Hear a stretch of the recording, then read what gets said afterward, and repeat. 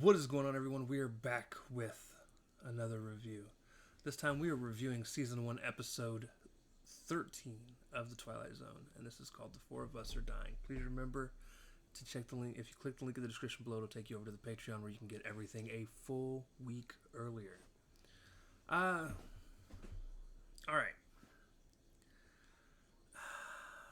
This was a fascinating episode. I'm not going to say it was a great episode. It's definitely not a bad episode. But it's more fascinating than anything. To give you a rundown of the episode, we get a guy who is apparently able to, if he looks at a photo, he's able to make himself look like the person in the photo. He's able to basically like adjust portions of his face, and it just molds into whoever it is that he's trying to look like. So early on, he has like several newspaper cutouts of two guys, and they're dead guys. He becomes the first one, goes into this nightclub where this lady is singing, and it turns out, I guess, to be like an ex-love interest or something like that, and he ends up walking up to her after she's done singing, and she's sitting off on her own. And she is so excited to see him, and they get really close, and she thinks he says something about being a ghost, and then he's like, no, I'm really alive. And he's like, tonight we're going to leave, we're going to go to Chicago, you're going to meet me at the train station, and we're going to get tickets, and we're going to leave. And he gets really close to her as that character. So then he goes off, and he gets to the next person, and he becomes the next person, and he goes in, and it's a guy that apparently tried to kill him by throwing him in the river one time. So he goes in, gets money that he's quote-unquote owed, because remember, he's not the actual guy, he's pretending to be this guy. Gets chased on his way out, and he gets chased down some side roads, and he sees this image of this boxer up on the wall, and he becomes that boxer, and the guys catch up to him like, oh, I'm sorry, we thought you were somebody else. And he's like, no, you're good. And they go off. So as he walks around the corner looking like the boxer, this dude stops him, and he's like, don't you recognize me? And they have this little back and forth, and I knew who it was. I predicted who it was, and I was right. It ended up being his dad. And as they're sitting there talking, father-son, as his dad, he's kind of like freaking out, talking about, you did that to your mother, you did this, you did that. And he takes his dad, quote unquote, and kind of throws him down and walks off. He gets back to his hotel. He gets ready to go do whatever it is. He's getting packed up to just go meet old girl up at the Chicago station, and this cop stops him, and this cop sees him for who he really is, and so he sits there and sorry, it's 1:20 in the morning. So he sits there and he's like, all right.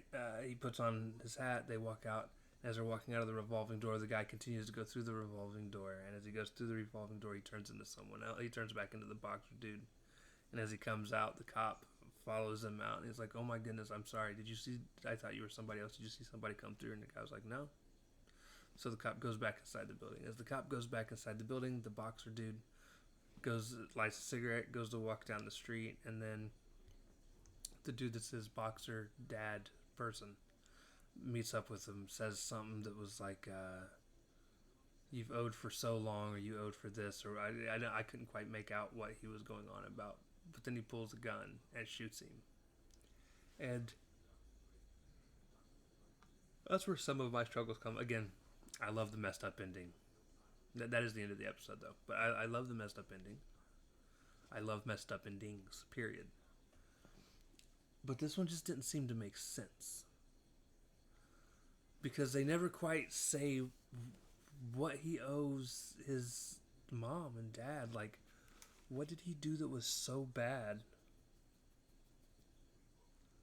that his dad wanted to kill him for?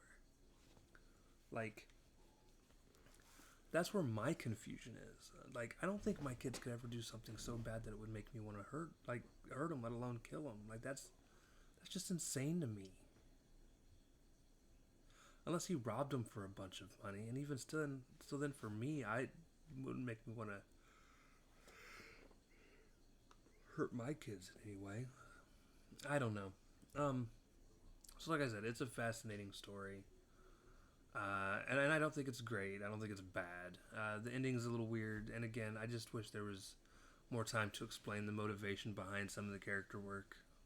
Like, why did he pretend to be these people to go hit up on some dude's dame and then turn around and go steal a bunch of money from another guy?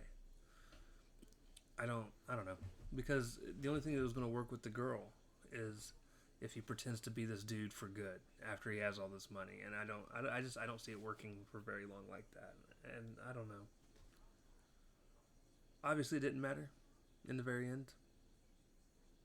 He got what was, I guess, coming to him, but it's definitely a fascinating piece of work. Um, so good news is we are.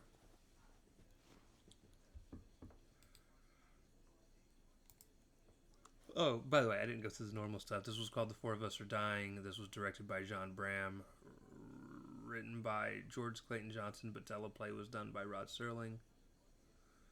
Um, Jerry Goldsmith did the music. And this episode released January 1st, 1960. We've moved on to the next year. So this was episode 13 out of 36. So we're about a little over a third of the way through. That's exciting. Because it feels long. It feels long.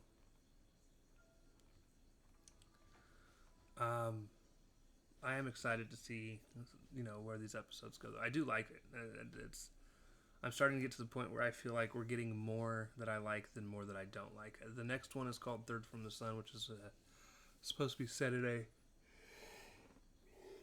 apocalyptic setting. So I'm interested to see where that goes. And it looks like after that we've got I Shot an Arrow into the Air and then The Hitchhiker. I'm not entirely sure where those are going to go, but I'm excited for them. There's still a lot to go through. So with that being said, ladies and gentlemen, thank you for hanging out with me. I love you, and we'll see you next time. Peace.